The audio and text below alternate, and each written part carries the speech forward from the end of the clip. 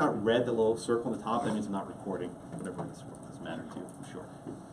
Okay, any questions about that?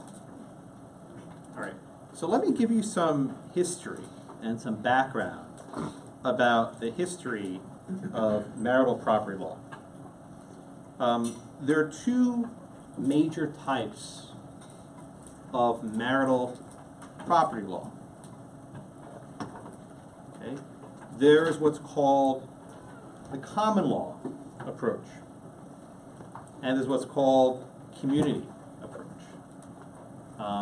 Texas, as you I'm sure well know, is a community property state, but you need to know both of them. And even if you never want to practice law outside the state of Texas, that's fine. You have couples who move into Texas, who move out of Texas. And you will be responsible for understanding how the laws interact when people migrate. In fact, you have something of an advantage. In most law schools, they don't even bother teaching community property law. You guys know it, so you actually have a little bit of a leg up from people in other states. So the common law system developed in England. And it was a notion that the husband and the wife had separate property. Okay? The community property system, which developed on the European continent and was very popular in Spain and France, which is why Texas adopted it, says that the husband and wife merge into a partnership. And any income, any property acquired is owned by this partnership. Okay?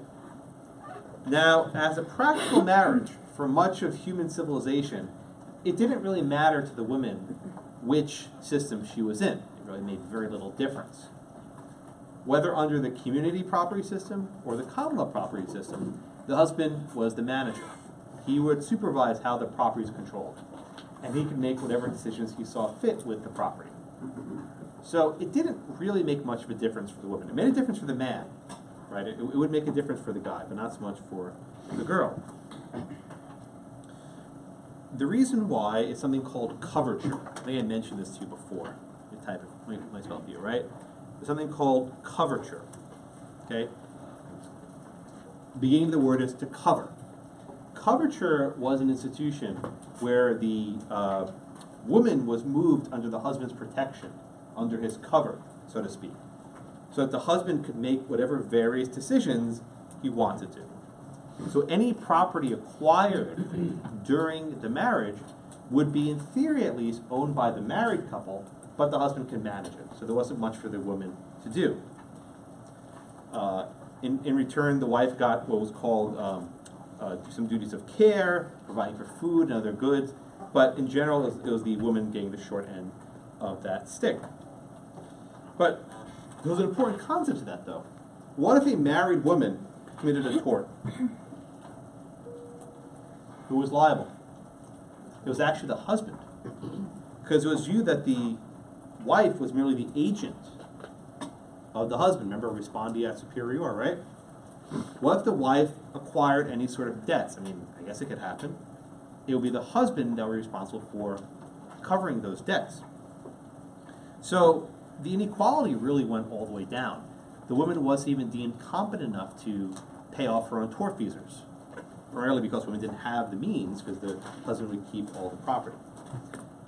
Unmarried women were in a different boat. Unmarried women at various points in history could actually own, possess, and sell property. For example, if a woman was widowed, right, she then had certain rights. Not entirely, but she'd have certain rights. But during the marriage, the husband had all of these privileges. This began to change in the 1830s with the enactment of what were called the Married Women's Property Act. The Married Women's Property Act, MWPA.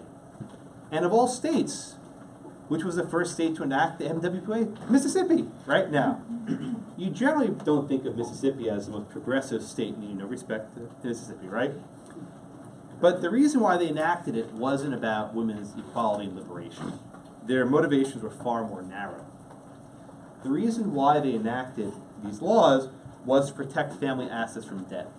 Because again, in the olden days, if the husband engaged in a gambling debt, for example, the bank could come after his joint property held with his wife.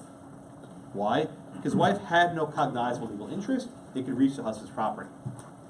But so the law changed it. They said, aha, the wife and the husband have this interest together, and because the wife didn't sign off on that gambling debt, she didn't roll the dice, she can't be on the hook for this. These Married Women's Property Act were designed to protect marital property. They were designed to protect marital property from from creditors. Okay? It sounds lovely, but it really didn't change women's rights that much. Okay? I did check this out. Texas enacted its Married Women's Act in 1840. And it was actually much broader, it was actually much broader than Mississippi's. It allowed women to enter into contracts, write wills, and sue for divorce. And in fact, in Texas, women could veto the sale of property and veto the sale of the family homestead. So these laws varied, but at bottom, they were designed to protect land from creditors. Yes, ma'am? So now if like the husband has gambling debt and he dies, the wife doesn't have to pay it? Well, it doesn't depend what kind of state you're in, doesn't it? Right? Yes. That's the issue with the Sawada case, that the rules vary by state. I'll mention this briefly, but we'll come back to it later. In a community property state, if, say, the husband gives gifts to a mistress with community assets, and the wife didn't agree to those gifts, guess what? You can get them back. And this actually happened recently. You guys are laughing. If you remember the owner of the LA Clippers, what's his name? Sterling, yeah. He had a girlfriend, and he bought her a lot of very expensive cars and houses. Stiviano, I think her name was, right? And then the wife, Shelley, I think her name was Shelley, actually sued the girlfriend for the return of the gifts, and she won. So, Kendra, your question is, it varies by jurisdiction significantly, but in any sort of community property state, when one partner does something without the other partner's consent, there is a serious risk if the gift is valid. So anyway, there you go.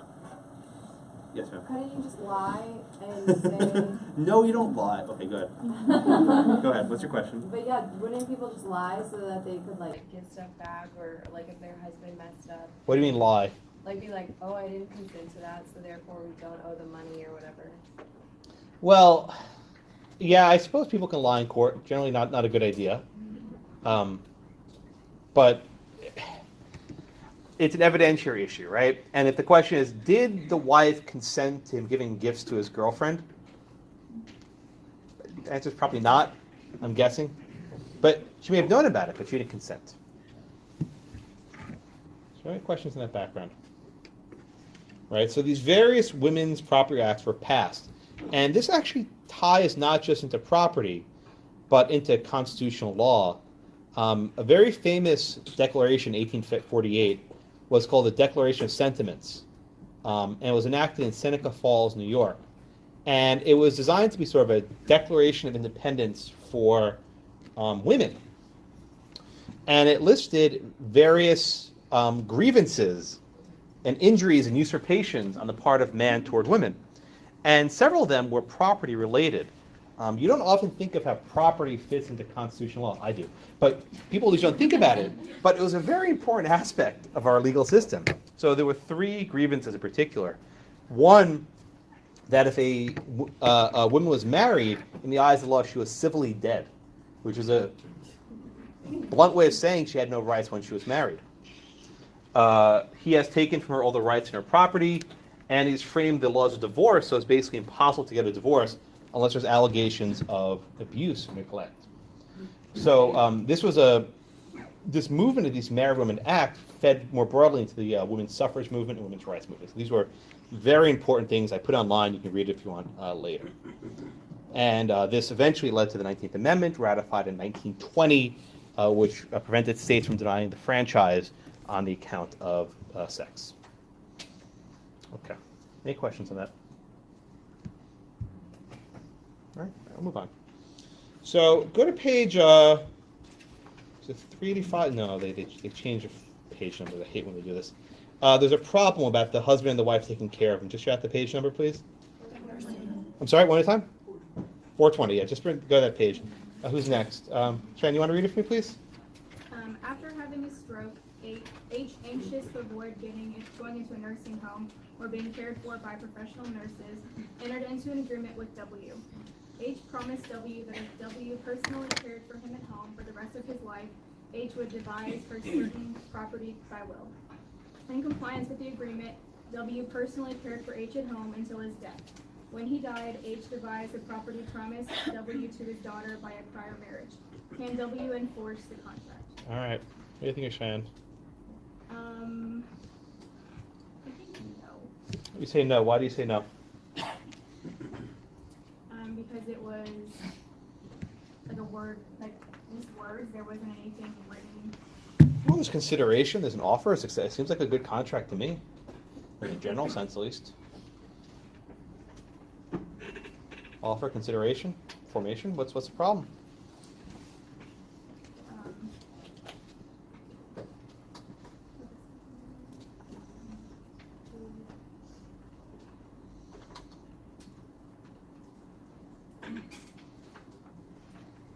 What do you think, Jay?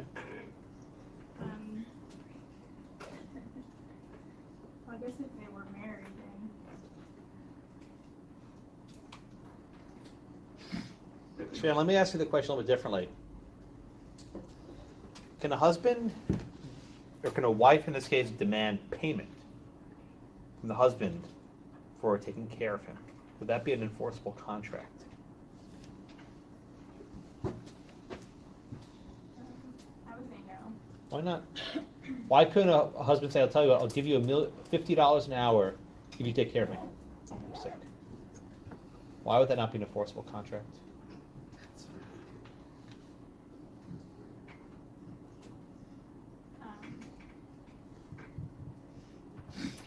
I feel like you wouldn't really owe that. Oh, okay. Oh, okay. Madison, what do you think?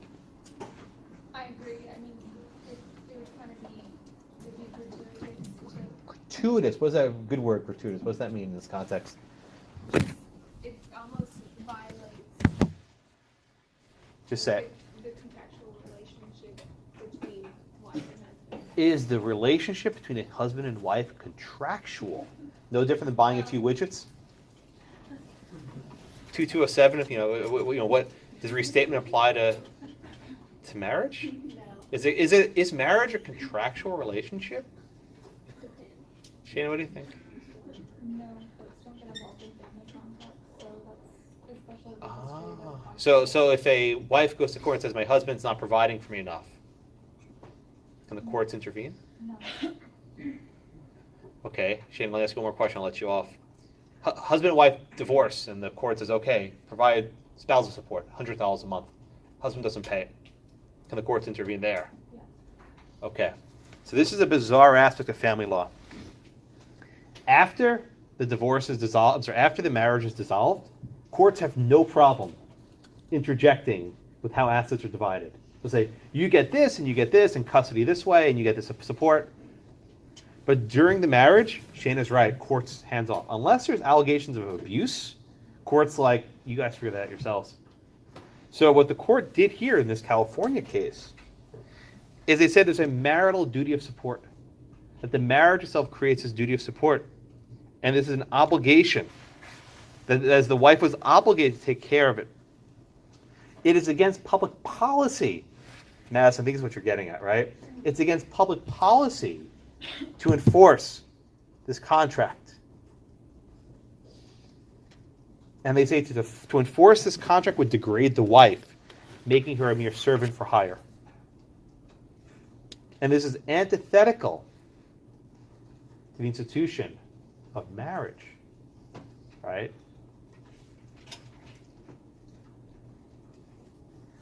The dissent, though, there was a dissent. The dissent said this is an outmoded view of relationships. That is, the wife can choose to pay for care, maybe hire a nurse to live in, or provide it herself. But by providing the care herself, she forgoes whatever income she could earn otherwise to perhaps pay for a nurse. The dissent also says this agreement to provide care was above and beyond what a wife has to do. She was not required to do this. Basically a locked in herself liberty of contract, right? She can work if she wants, but not required to. this case always gives students a little pause, but both opinions, right, illustrate what exactly is marriage. What does this institution mean? Are there certain obligations? Is this a mere contract, like Madison said, to buy widgets? Or is it something more significant? Generally, you can breach a contract whenever you want, but with marriage, there's a lot of rules to breach it. You have to divide assets and the like. With a joint tenancy, you can convey your property just the same. But if you have a tenancy by the entirety, there are restrictions on what you can convey. So this question is supposed to get you thinking about these tough issues. Okay. Is there any questions on that? No? Yes, in the back. Slight question. Sure. So, I'll give you a slight answer. I won't slight your question. so There it I is. know you said that like in a case of abuse that it mattered, or that the court would divide afterwards or beforehand. But are there any other situations in which the court would step in, like if there was, I don't know, accusations of an affair or I don't know. Well.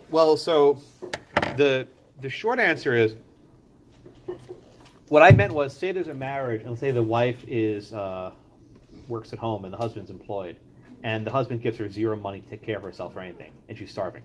Courts during the marriage could actually intervene to require some sort of emergency payment of some sort. But your allegation of adultery or whatever, that's an automatic grounds for divorce in every state. So if you have allegations of adultery and cheating, right, you can go to court and seek a divorce, division of assets. My argument before was limited during the marriage. What can courts actually do, right? And absent abuse and neglect, courts generally don't get involved with, oh, he's not giving me. You ever watch I Love Lucy? You ever see the show? Lucy got an allowance from Ricky. Do you remember that? But she would get like a weekly allowance, whatever it was. And, you know, you can imagine the old days, goes forward. My allowance was cut, right, from Ricky to Lucy, right? Egregious example, but that's the sort of thing to think about. Would something like that nullify the fact that it's a community property?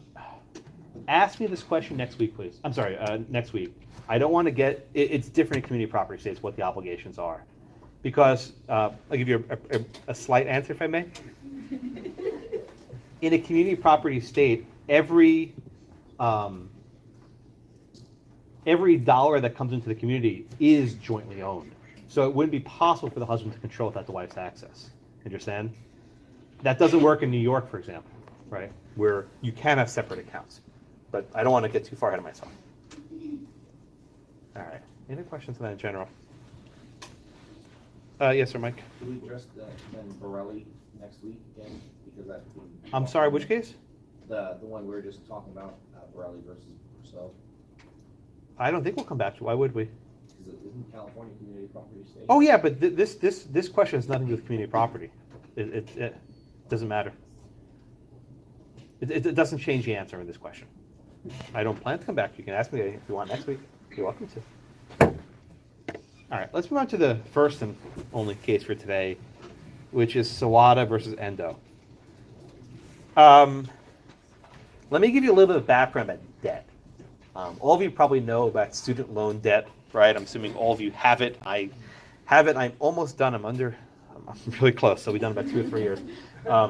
Pay your bills, please, people. It's very bad when you fall behind. They'll give you various payment plans, but don't default. It'll make your lives very difficult.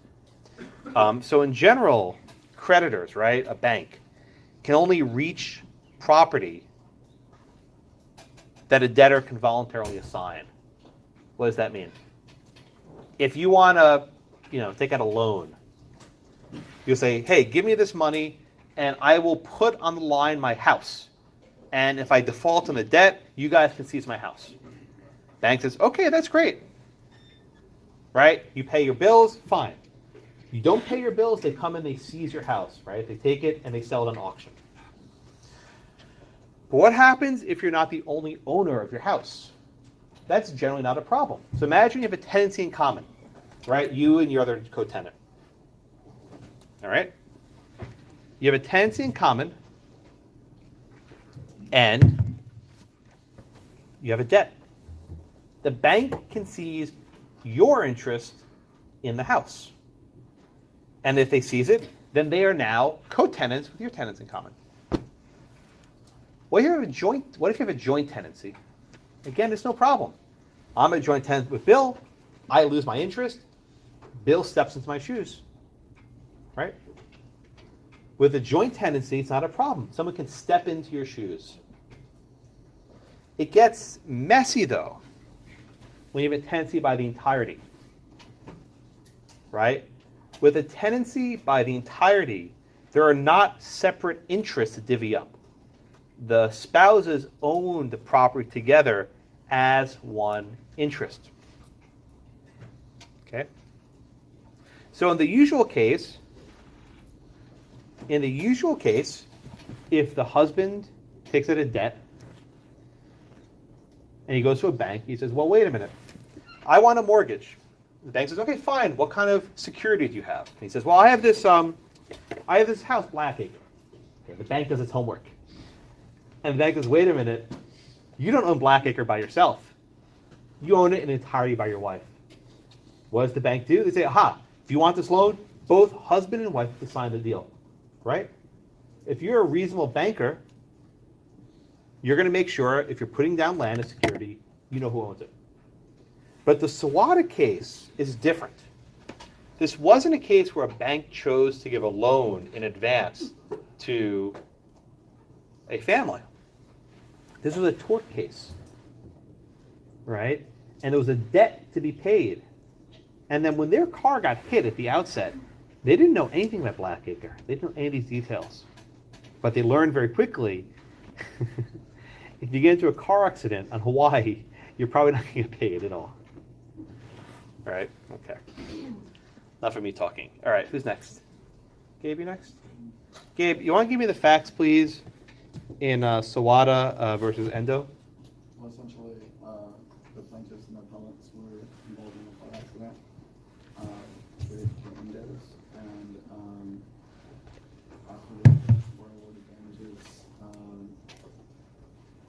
the Endos had conveyed the property to their sons. Okay, so let me stop you right there, Gabe, right? So let's make sure you have the facts right?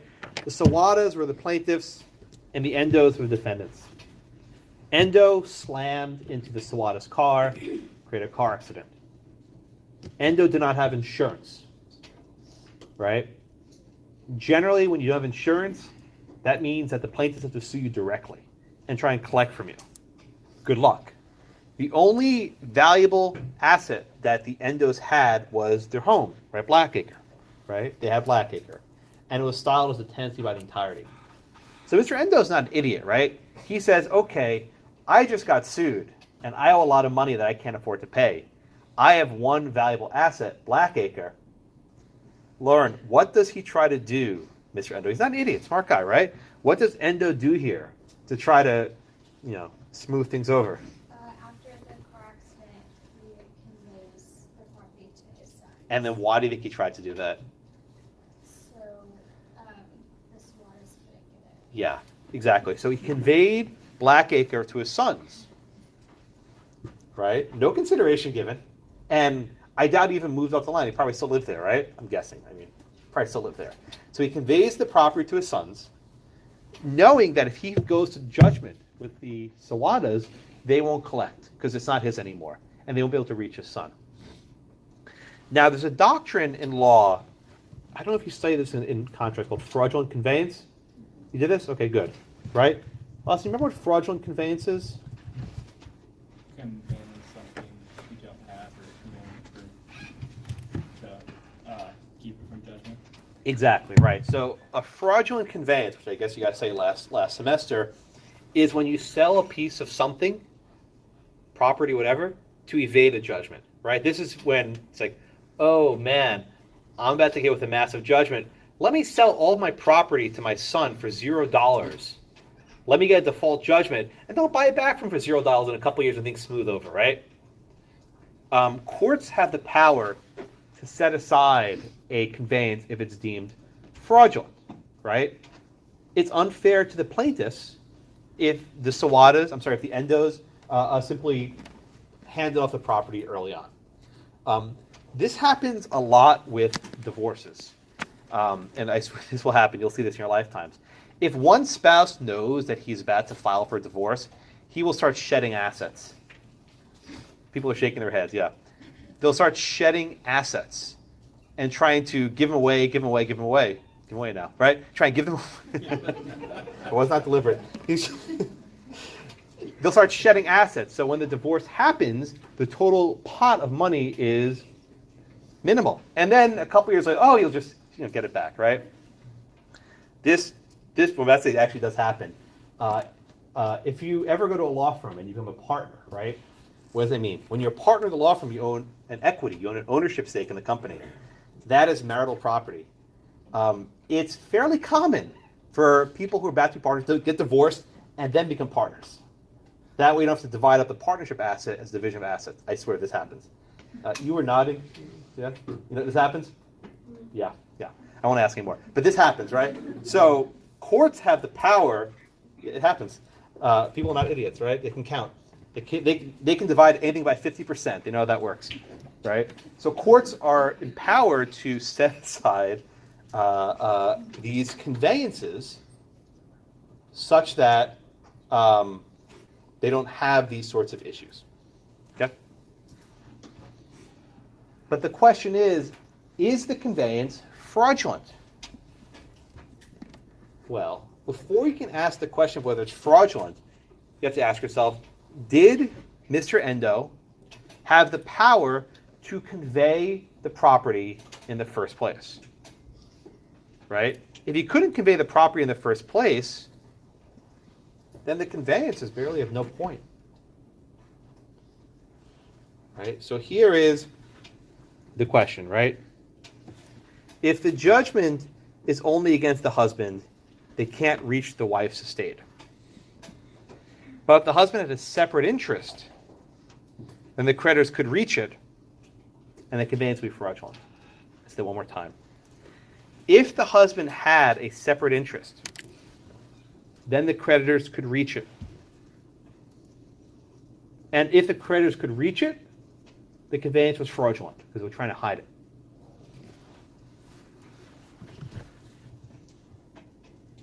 So to summarize, right, the question is, can property held intensely by the entirety be reached by the creditors? If it can be reached by the creditors, this is fraud. If it can't be reached by the creditors, it's not fraud, right? It can't be fraudulent if the creditors couldn't get it in the first place. Bear with me. So let's argue what we do know for sure. At common law, right? At common law, the creditors could reach a tenancy by the entirety. Why? Everything was owned by the husband, right? This is back from the day of coverture. If everything was owned by the husband, there was a single person, and that person could be tapped. So back in the olden days, if a husband had a debt, the wife was irrelevant.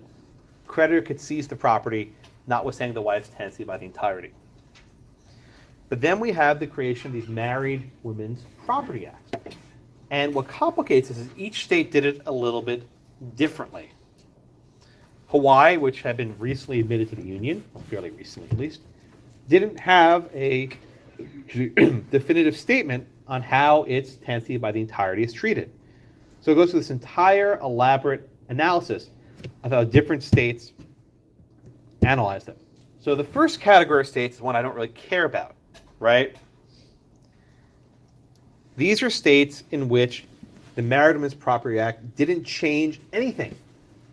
The reason why I say I don't care about them is that no state left in the Union has such a regime, right? There were like 2 or 3 states. There are no more. Okay? The important states are the second, third, and fourth groups. That's what I want you guys to focus on. Lauren, give me a little bit on what the second group, the group number 2, has with respect to the Marital Women's Property Act, please.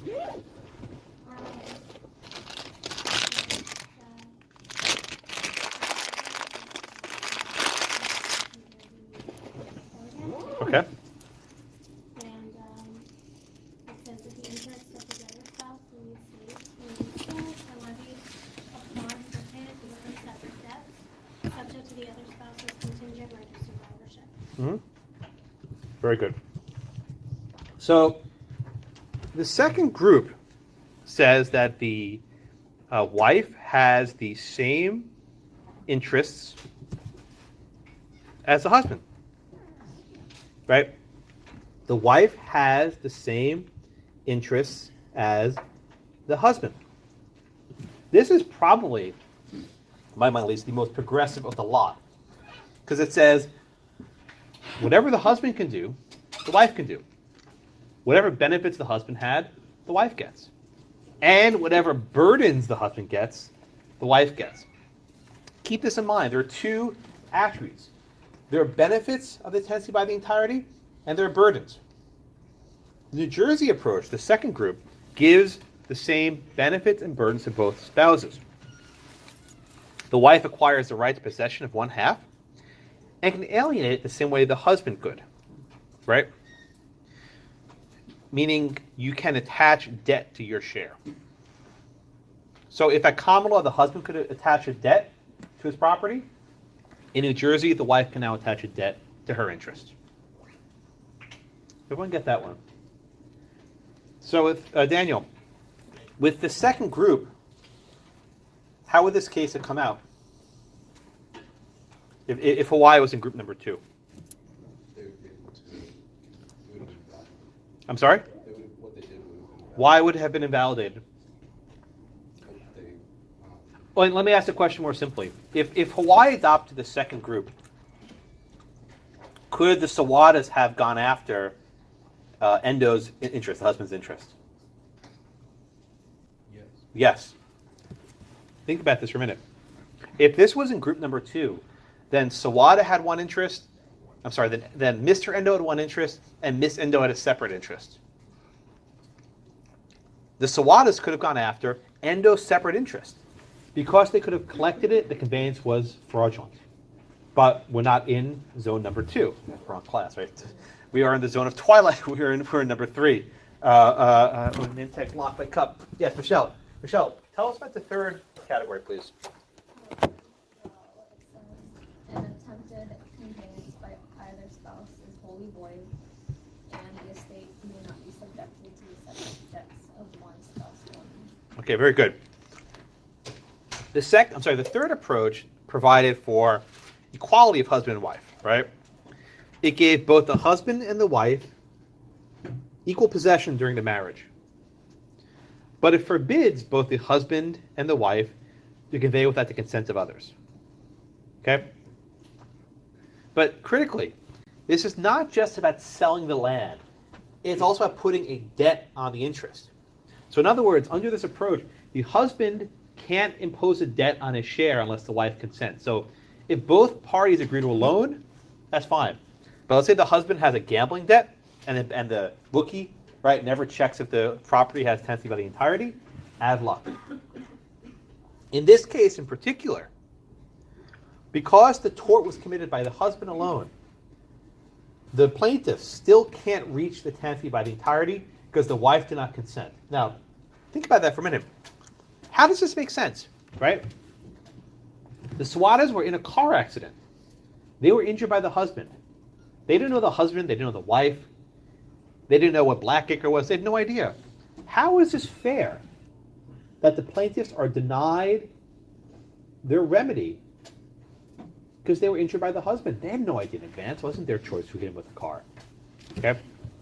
So number 3 provides maximum protection for the marital property, but it really leaves victims, plaintiffs, in these cases, in a tough spot. Okay. Yeah, Megan. Is this the group that Texas is in? Texas is community property, so it's a totally different story. Briefly, slightly, right? There is such a thing as tenancy by the entirety in Texas, but it doesn't exist in the normal way it does in other states. So don't try to fit Texas into these 3 categories, okay? So everyone get it. Because when the third category, the interests were separate and they could be divvied up. They could not be divvied up. I said that wrong. The interests were not separate and they cannot be divvied up. That's the right way of saying it. Thank you. When I see people start nodding, I know I said something wrong. All right? All right. The fourth one I'm also not too concerned about. So that the creditor cannot levy the debtor's right to possess, but can levy the right of survivorship. What does that mean? Even though the interests are united, someone could actually sell the survivorship right. That is, when my husband dies, you can have it for me, right? You can get the survivorship right. That doesn't come up very often. Okay.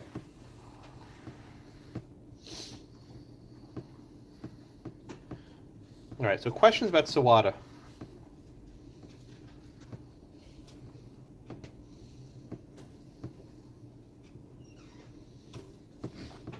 Okay, any questions about Sawada? All right, let me go over the, let's go over the midterm for a bit. I haven't sent it to you yet, but I'll put it up on the screen, which I think will be more helpful. You'll get your papers back. I'm really almost done in another couple hours. Probably, I guess, by the end of this week, right? By Wednesday or Thursday, I guess. Probably closer to Thursday. So let's just one at a time. For the most part, everyone finished. There were about maybe 10% of you didn't finish the exam. Okay, timing is always very tricky on these exams, but I do give you an advantage because I know you know in advance how long it is, right? There always can be 5 questions and roughly a page to 2 of fact pattern. I don't make the exams very long. I used to make them long. I shorten them, so now they're pretty short. Once you get the exam, you should set an internal clock of how much time you need for each question, right? And let's make it easy. You have 90 minutes. Say you take 30 minutes to read the question, you have an hour left over. You have an hour for 5 questions. That means 12 minutes per question, right? Whatever you set as your limit, keep yourself to it. Now, there's some of you who finish with an hour left. I'm not talking to you, right? If you finish very quickly, ignore me. But for those of you who struggle to finish, listen. Each question is worth the same number of points. You should be spending roughly the same amount of time in each question, right? I can't tell you, about 7 or 8 of you left number 5 blank. Yeah, about 10% of you left number 5 blank. Just didn't get to number 5. That's a 0, right? You are now starting off with 80%, and it's hard to go up from there. So keep yourself to time. If it helps, bring a watch and write on top of your paper, question number 1 from 2 o'clock to 2:12, and question number 2 from 2:12 to 2:24, whatever it is. But stop yourself, have the discipline. Okay. What I suggest you always do first is you read the instructions because it gives you information, right? So this one, you're preparing a law clerk memo for the justice of this court. You apply American common law rules and American natural law principles, right? This is helpful because I'm telling you what I'm looking for.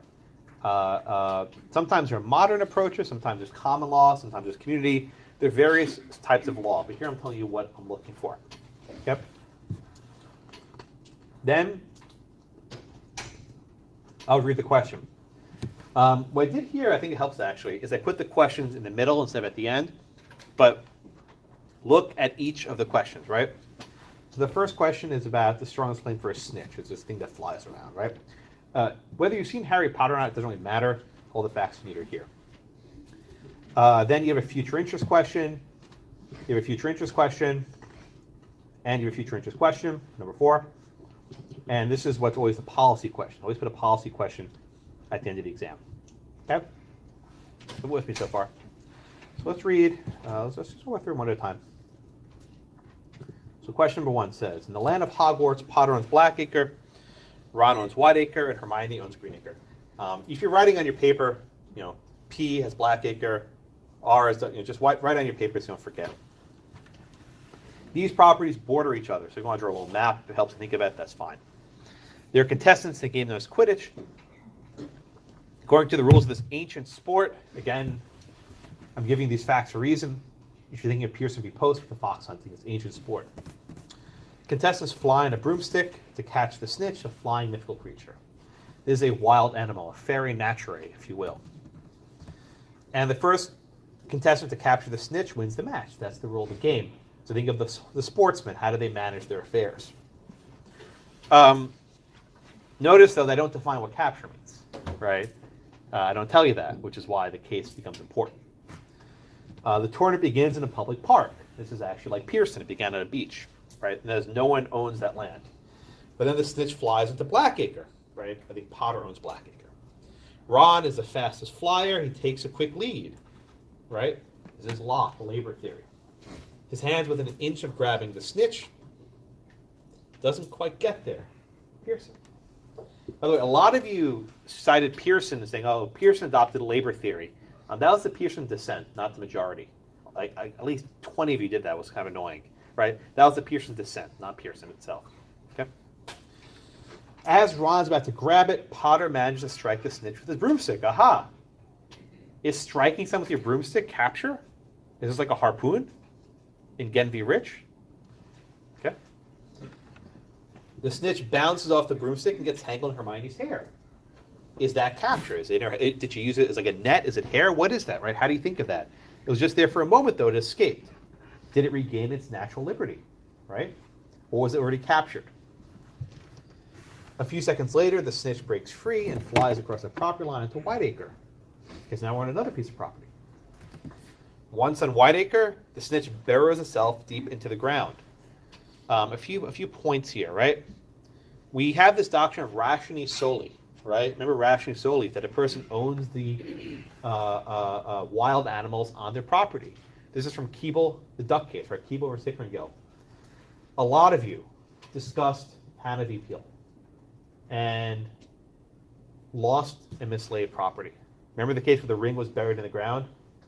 I warned you in class some of you would make this mistake, and a lot of you did. Those cases are not applicable to wild animals. The cases of lost and missing property do not apply to wild animals. And a lot of you lost a lot of points with that. I warned you. I check your notes. I definitely warned you about that in class. The Stafford case, the Army versus Delarmy, McAvoy versus Medina, they're just not relevant here. A wild animal is not mislaid property. And I can't tell you how many people cited that case, and you'll lost points. So you have to be cognizant of that. When you're talking about a wild animal, you don't cite the missing property case, so there are different rules. Okay? It's not relevant. The answer actually is the same. It comes out more or less the same. You got to cite the right cases. Know the correct rules. So then, the snitch is burrowing itself into the ground. Then Ron starts digging horizontally across the border into Greenacre. This is like the oil and gas case. It's a fugitive resource. This is what we call slant or horizontal drilling. And this is a trespass, right? So at this point, Ron is engaging in a trespass. Is that enough to deprive him of his ownership? Okay. At long last, Ron then gets the snitch. Okay. Whose is it? After the match, the referees give the Potter the snitch. A lot of you said that was a gift. I hadn't thought of that. I don't think that's quite right. I think they were trying to allocate based on the rules of the game. But the gift, a lot of you said it was like a gift. I didn't think about that. But the issue important here was the referees were enforcing the rules of the game as their custom dictated. And this was an attribute of what is their custom, right? And apparently they gave it to Potter. Why? Well, maybe because Potter hit it first with his broomstick. I left that point open deliberately. But I think the best answer is to hit it with his broomstick. But they weren't happy with the referee's judgment. They went to court to quiet title. Okay? So the answer here, you should have been discussing Pearson v. Post, again v. Rich, Keeble, Papa versus Hayashi as well should have been cited. That was the baseball case. A lot of you cited Locke and Pufendorf and Barbarack. That was very good. You should not have cited Johnson versus McIntosh. That was the case on conquest and discovery. That's for land, not relevant here. This is the case for wild animals. Again, you should not be citing Armory, Hannah v. Peel, McAvoy, and the others. You can't cite the oil stuff because it's a fugitive resource. One stylistic note, if you make my life easier, if you put the number in front of each paragraph, question 1, 2, 3, 4, 5, that makes it very easy for me to read. A lot of you just gave me this jumbled mess without delineating where one question began and one question ended. I didn't take points off, but it makes my life more difficult. And when I have to read 160 of these, you want my life to be as easy as humanly possible. The number counts as a word. I don't care. I don't care. I wouldn't even do that. If you're 5 words short, it doesn't matter. Yeah. If that's the reason why you didn't do it, don't do that. Just give me a number, right? You can do one dash word. It doesn't count against your word count. But give me numbers. Helps me see it very easily. Okay? All right. Anything on question number 1? Again, I realize it's somewhat unfair. You don't have your papers yet. You'll get them real soon. But today the reading was somewhat short, and this is my window to do it. By the way, no class on Thursday as well. I'm not going to be here on Thursday. Okay. But you'll probably have your papers back by then, I think. All right. Anything on question number 1? And I'm going to post, I wrote a memo. I'll post this online when I post the exam. So everything I'm telling you now will be in that memo, but I'm giving it to you live in person. All right, let's talk about the future interest questions. These ones, they give students some difficulty, okay? And let's do number 2 first. And this one's going to be the toughest one of the lot. Okay, so here's the question, right? Potter transfers Blackacre to Ron for his life, comma. Then 1 year after Hermione provides Ron with a proper funeral, comma, to Hermione and her heirs. We did a similar example to this in class. It was on page 318. If you go to your book, I'll bring it up. Page 318, which is more or less where I got it from.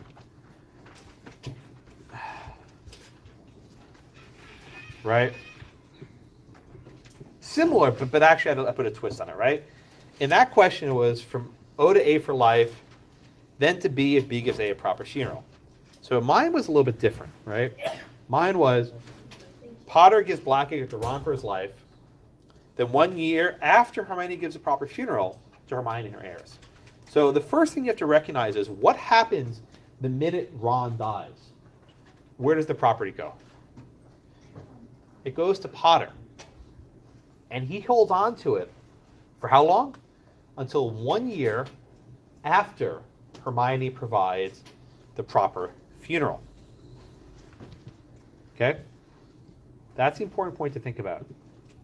So we know that Ron is retaining an interest, Potter is retaining interest for himself. Okay? So there's no doubt here that Ron has a present interest in life estate. Okay? Following the execution, the end of that life estate, it goes back to Potter. We call that a reversion. Right? Potter has reversion. I can't tell you how many of you wrote possibility reverter. At least 20 of you did that. Drove me nuts. Reversion, not possibility reverter. Please don't, I took points off. It was wrong. It was not correct. So Potter has reversion. But Potter's reversion is not in absolute fee simple. It's not in fee simple absolute. Okay? Potter's reversion can be cut short. How? If Hermione gives the funeral 1 year after the funeral is given, Potter's reversion is cut short. Okay? So what actually Potter has is reversion subject to Hermione's executory interest. Right? Potter has reversion subject to Hermione's executory interest because Hermione is cutting short the reversion. That's how I get to think about it. Now, is it springing or shifting? I think the better answer is a springing executory interest because it's cutting short the interest of the grantor. So the correct answer, let me give it to you in one sentence, is that Ron has a present interest in life estate. Potter has a future interest in reversion, subject to Hermione's springing executory interest. And then Hermione has a future interest in a springing executory interest in fee simple. Okay, don't forget the last part. Okay? Everyone with me? A lot of you wrote that Hermione had a contingent remainder. Okay? I gave this partial credit, but it's not the best answer. Let me explain for you why. Okay, you say, well, wait a minute, Josh. Hermione gets it after the conclusion of the life estate. Okay, she's ascertained, but there's a condition precedent, right? That before she gets it, she has to provide the funeral. This is all true, but the existence of that 1 year gap, I think, puts it outside the realm of a contingent remainder, right? If the question was different, if Hermione got it immediately upon providing the funeral, I think you could do contingent remainder. But the fact that there's a gap here makes this more like an executory interest, because why? Potter's just chilling, right? He's just waiting, saying, haha, I'm having fun here. But then, boom, 1 year later, they cut it short. So I think this is better viewed as an executory interest than as a contingent remainder. I give credit for contingent. I don't think it's the best answer, but I think it's better for executory interest. Okay? All right. This one, I think, again, it's short, but it takes a lot. One note, if you just wrote, the answer, right? Present interest, right? Life estate, whatever. If you give me like one sentence answer, that's not giving you full credit.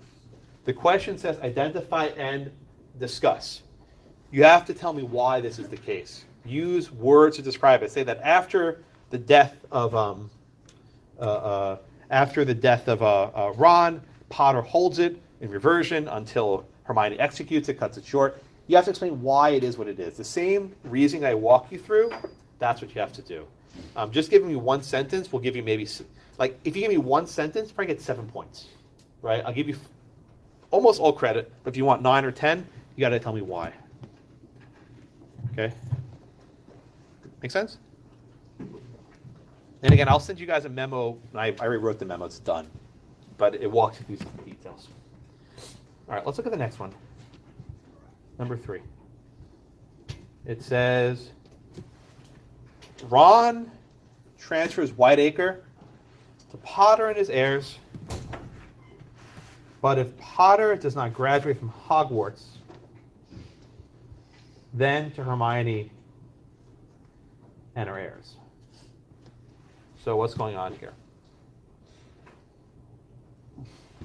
If we read left to right, Ron transfers Whiteacre to Potter and his heirs, comma. If we stop there, we say, aha, it's a fee simple, right? But we don't stop there. We go to the next sentence, or next clause, I'm sorry.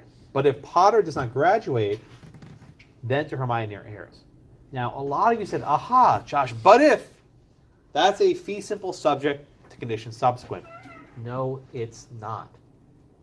It's not, right? When there's a third party involved, you know this, it's executory interests. And even though the language used is very similar, this but if, you have to understand what we're talking about. It's not a fee simple subject condition subsequent.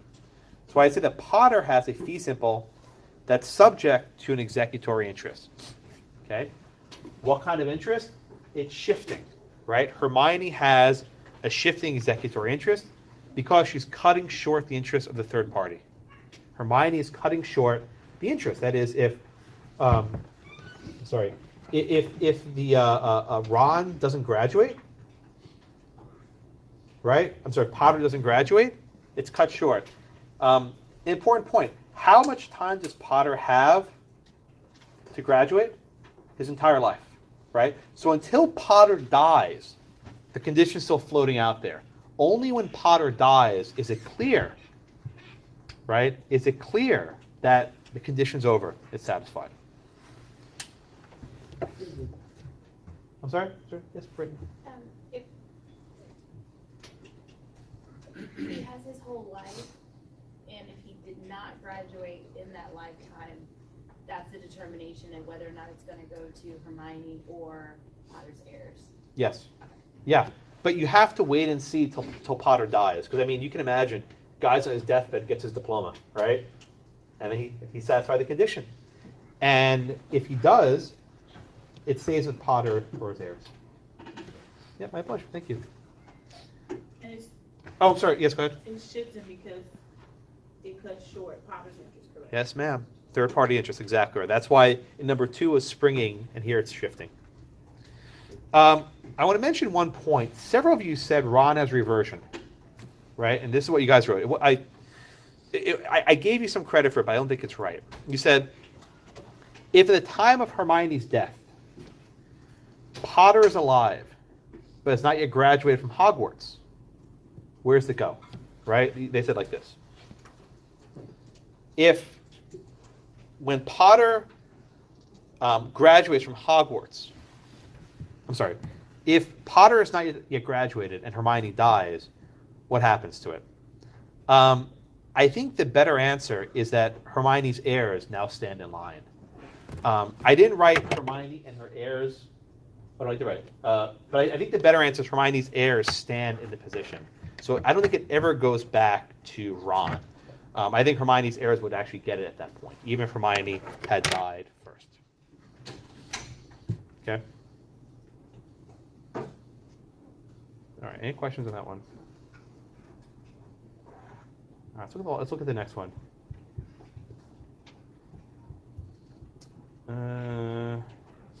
Okay, number 4.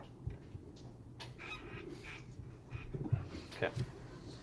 Hermione transfers Greenacre to Potter for life, then to Ron's children.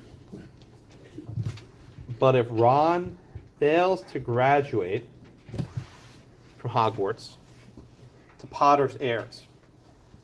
And I told you at the time, Ron has one child. A lot of you ignore that. I can't explain it. I told you had a child.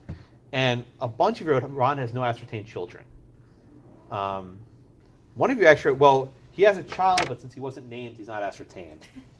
I was surprised by that. I'll make it clear. I'll say Ron's a child named Bill. I didn't want to give you an additional name to learn. I'd say he's a child, but okay, I'll give you a name. That's what's going to throw you off, right? That's not a problem.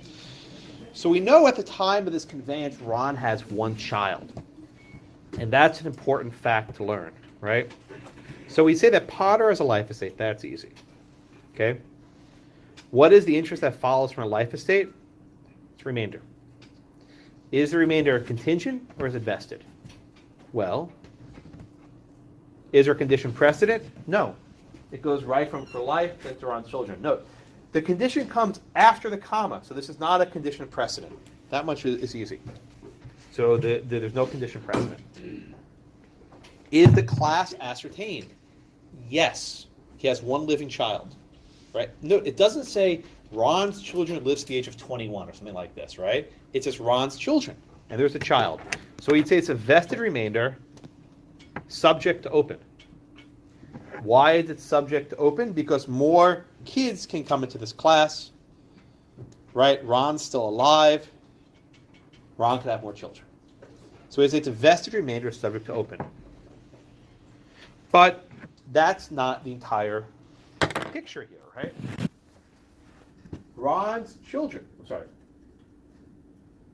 comma. But if Ron fails to graduate from Hogwarts College, the Potter's heirs. So what if Ron never graduates? Then Potter's heirs will cut short the vested remainder. So I say that Potter's heirs have a shifting executory interest, right? That Potter's heirs can cut short. Now, some of you said, wait a minute, Josh. People can't have heirs, right? Someone can't have heirs. But look at the question. Potter's dead, right? Potter has to be dead because his life estate terminated. So long as Potter's alive, this other stuff doesn't matter. This only kicks in after Potter's death. So those are valid conveyances. Potter's heirs are going to be ascertained at that point. We know who they are. It doesn't matter. But either a will or the law will ascertain who those heirs are. Okay?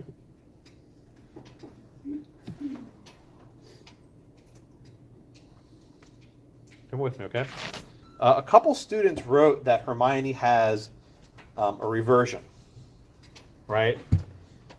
I gave partial credit for this. I don't think it's the best answer. If at the time of Potter's death, Ron has no children, right? Let's say that one child was alive. It's called Bill. Bill dies. Bill dies. Sad. If at Potter's death, Ron has no kids, then I think the property would probably go to Ron's child who's alive, the heirs of that person. So even if Bill's dead, Bill's heirs. I think Bill could then interpret it. It gets messy, but I think you best review this as a vested remainder, subject to open in fee simple. And because in fee simple, the heirs would take. Okay? But again, I gave partial credit for this. Several people, one second, I promise. Several people said Hermione is a possibly reverter again. That's wrong. Lauren? Can you repeat, because, okay, I think I got something mixed up on what Ron should, like what type of interest Ron should have had in Potter's heirs. Like, what type of interest would Potter's heirs have? Potter's heirs? Oh, Wouldn't they have, Potter's heirs, I would call it a future interest in shifting executory interest in fee simple. That's how I would describe Potter's heirs, right? so it wouldn't be any type of remainder? I don't think so. It's not really a remainder. What Potter's heirs do is they cut short the remainder. So even though, well, you remember we did, Lauren, the pairings, right? That if the first interest is a contingent remainder, the second one's a contingent remainder. And where the first interest is a vested remainder, the second one is a... Yes. Okay. This fits that, doesn't it? See what I'm saying? Oh, yeah, because Ron should. There it is. There it is. Very good. Very good. And Very so good. Potter's heirs have the Thank you. future interest Yes, ma'am. subject to. Yeah. So you always have these pairings. Yes, ma'am. So we asked what H has, and in this situation, it would be wrong for us to put H has nothing. I think that's the best answer. Again, some people said H has reversion. I don't think it's the best answer, but I did give some credit for it. But I think the best answer is H has nothing, right? Ditto, earlier above, in question number 3, I forgot to even mention it, I don't think Ron has an interest at all here, right? Knowing if someone has zero interest is an important point, right? That's actually really critical. Okay. Everyone with me?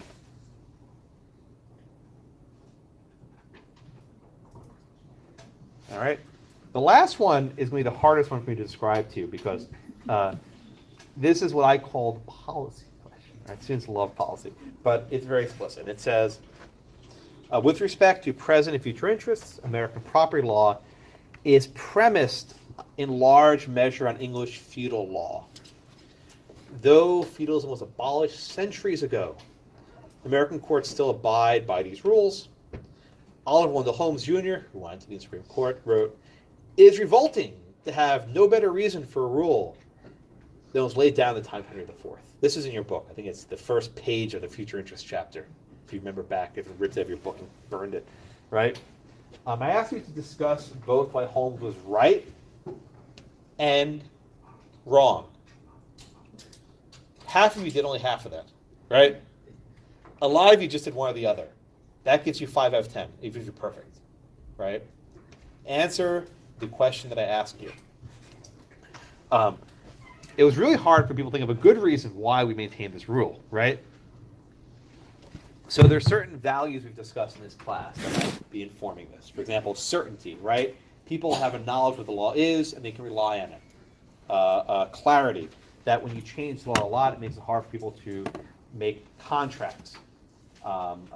It also has the benefit of ensuring that people understand what they're getting themselves into. Okay, the downside to this, of course, is that it's insane, and that it elevates rituals like the liver of season. Remember the twiggle, right?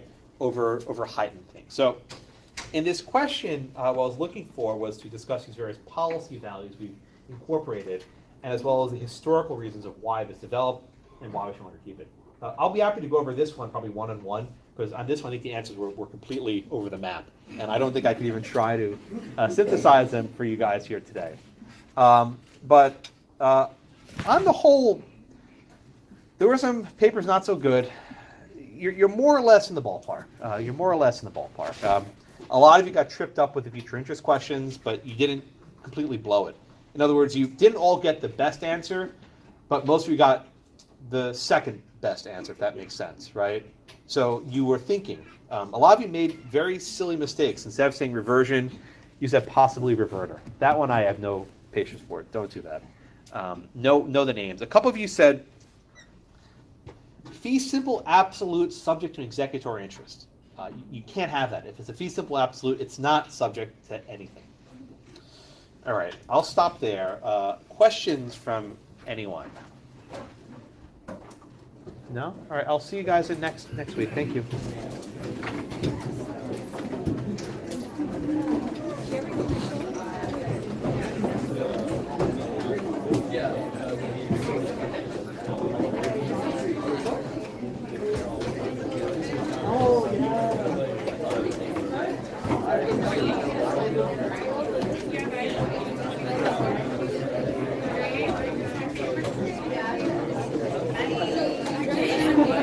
Yes, ma'am. I just wanted to make sure that the reason that I wrote down for Ron's children, they had the vested remainder subject to open and fee simple because I'm sorry, just start your question again? Oh, for the Ron's children, Uh-huh. they had it was open subject to open and fee simple because you said because he could possibly have more